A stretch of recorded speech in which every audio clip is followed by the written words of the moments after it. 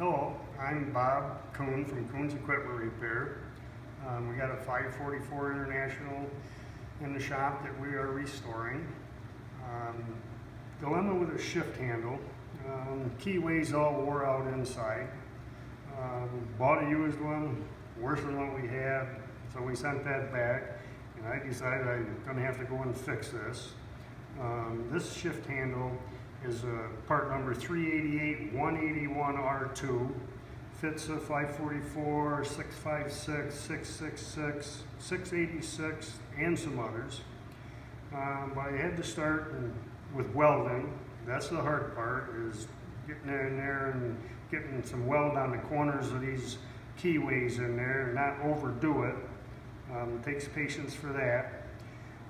Then I had to, couldn't come up with the correct broach setup. So we bought a Series C broach.